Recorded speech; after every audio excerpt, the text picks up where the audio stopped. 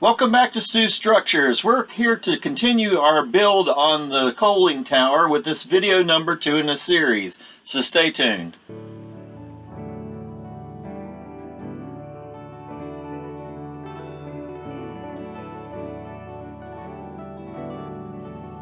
So welcome back to Stu Structures. I'm glad you're here spending this time with me. We're here to continue our build on the coaling tower. There's several things I want to accomplish in this video. I'm not sure how much time a couple of these things they're going to take some time to do, so I'm not sure how that'll work out on video, but we'll see how much we can get accomplished in this video and move along with this process. So let's just jump into this. Now there's several things we have to do. You can see here I haven't mounted that whole center wall on here yet, but the whole underneath of here has to be built. I don't have the original one, and it wouldn't have worked anyway if I remember right, but the walls are thin. There's more uprights on this opposite side that have to be added in, and all the decking underneath. So first off, we're going to go ahead and add this wall in for the center wall that's missing from before. And I glued the rest of these legs on here. Some of them look a little cattywampus, but we'll get those straight as we glue them onto the other wall, which, we did in this shot here. Now this wall, there's not much attaching it to that other wall, so I've had a lot of issues with it, and I'll go into that more in a little bit. But up underneath, the same as that other side, there are concrete ribs that support the underneath and the decking that hold up the structure. And I'm mimicking the arches on the outside wall, and I cut these braces, and I make 2 of them, and I'm just holding them in here to get them to fit. And you can see at this point that center wall broke off. There's just not enough holding it in place, so we'll come back to that. And then underneath that wall, to give it the thickness, I need to add some, ridges in there. So here I'm just making the 2 sides and adding the width between the two sides so I can attach them together and form the real thick center beam. Here's just a different look at it so you can kind of see the way that I'm making this up. And I'm just gluing this piece in 2 pieces and then putting them together to form a center arch.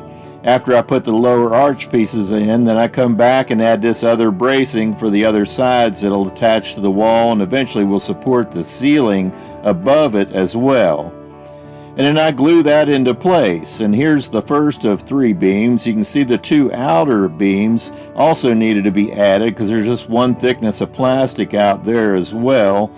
So I come back and I start working with those as well and cutting those out. And I go ahead and add this support beam to support that top center beam that I just added in. Now the 2 ends, they got to be done the same way. There was a single thickness of plastic there, so I cut 2 of these that mate up to the end walls on either end to create the end beams the same as that center beam. And I'm filling these a slightly different way, so we'll come back to these in a minute. But I went ahead and just reattach that center wall down underneath. And what I had to end up doing was come back and just gluing this bracing on the bottom of it to keep it stabilized so that I could work on it without it coming apart.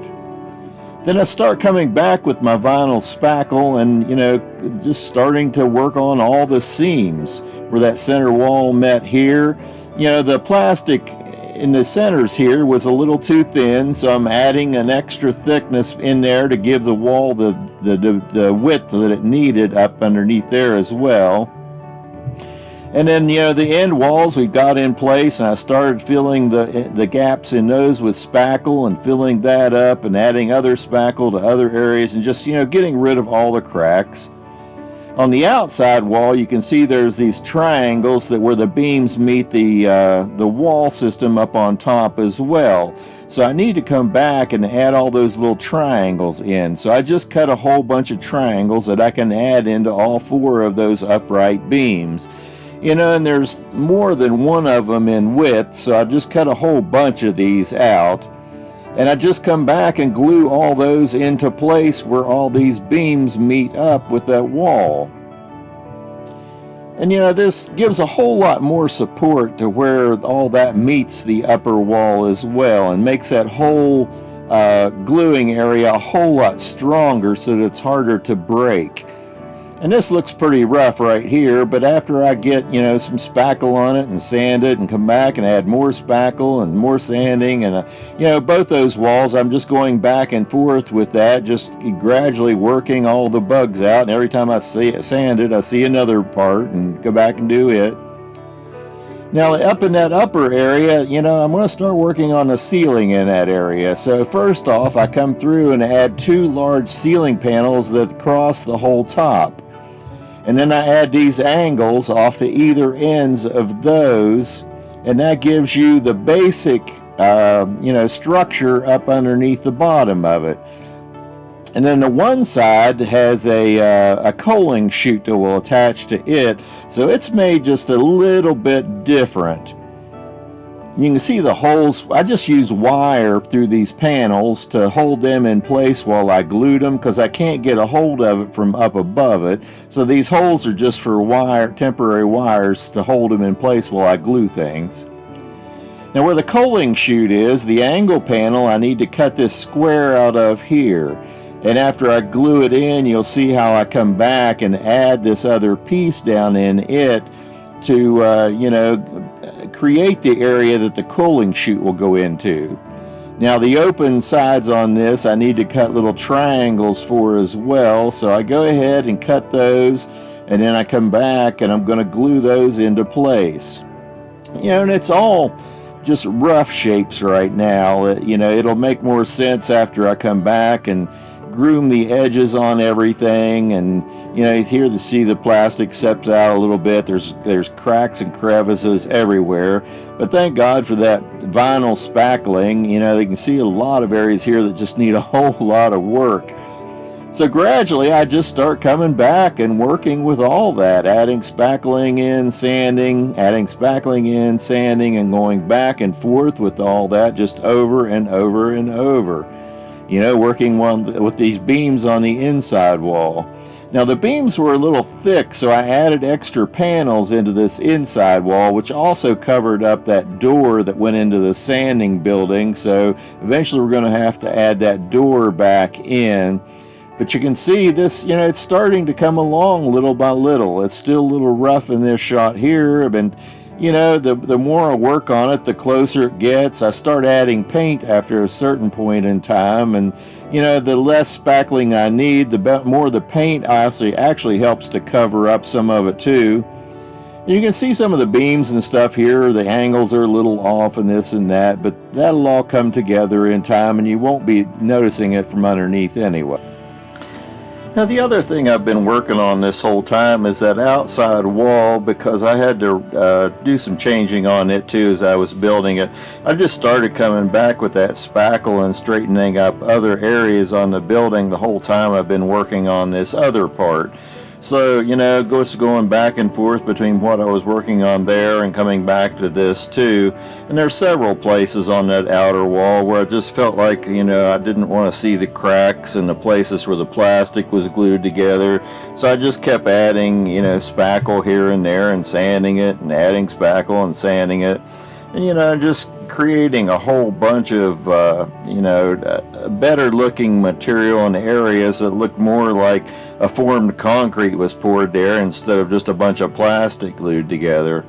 And gradually, here you can see just slowly it all starts coming together.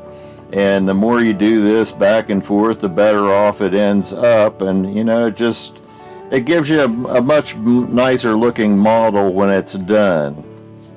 That's one of the things about, a lot of the cheap building kits and stuff out there in the market. You see all these imperfections in them, and it really drives me nuts. If that's what you want to use on your railroad, that's fine. But if you're wanting to do something that's a little more realistic looking, just going through this process just adds so much more realism and lifelike looking situations to the buildings you're building.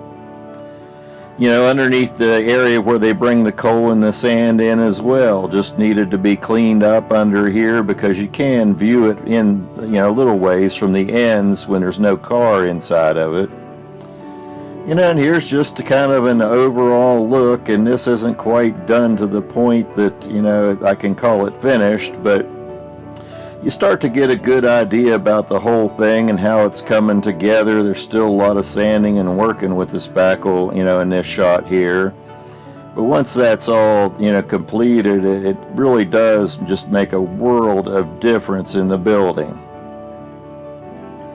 Now the next process, once I got all that worked out, is doing the painting.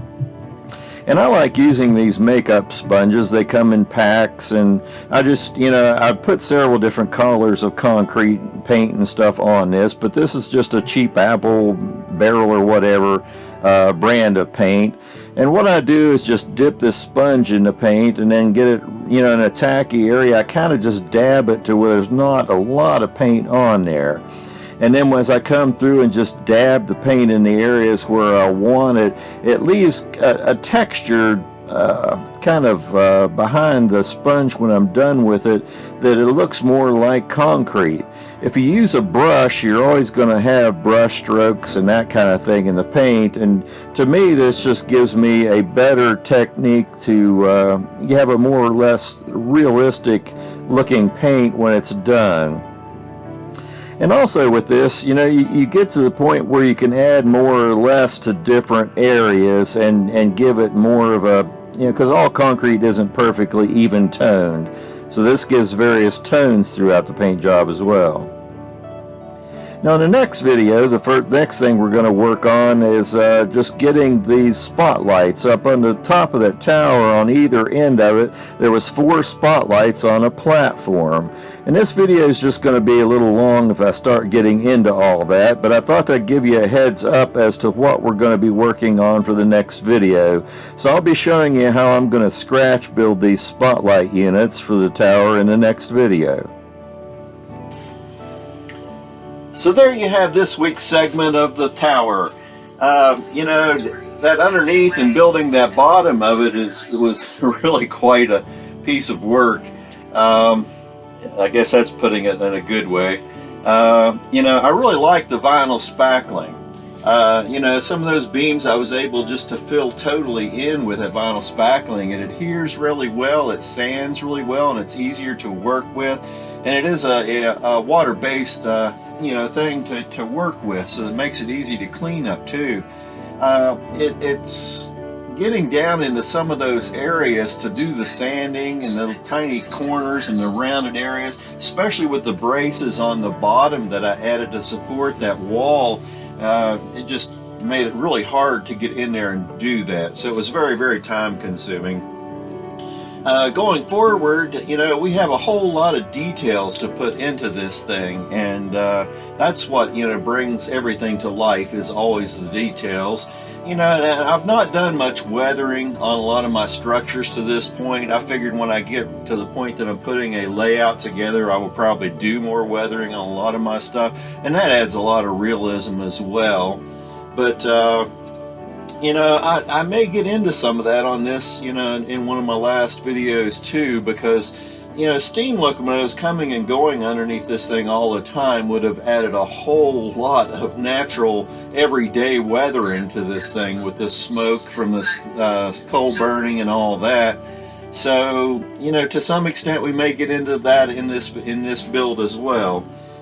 So come back and enjoy some time with me next week. We're starting into more of the details after this, and you can see how I scratch build a lot of the different parts of this. Like I said, the coaling chutes I am using from kits that are available out there on the market.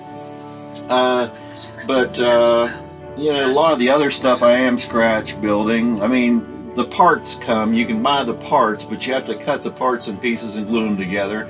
And it's like I mentioned, the spotlights on that upper decking too. Those I'm pretty much going to scratch build. So anyway, we'll get more into those kinds of nuts and bolts in our next video. So thanks for coming back and sharing this time with me. I do appreciate it. Share this with friends and, you know, people that are interested in this kind of subject matter. I would like to build my channel up a little bit. So anyway, going forward, we're going to work more on this and then head into other buildings as well. But we got several videos left on this structure. So, you know, if you enjoy this type of material, come back next week and watch the next segment with me, and we'll bear through building a lot of scratch-built stuff. So anyway, thanks again. Come back and enjoy your time with me, and happy model railroading.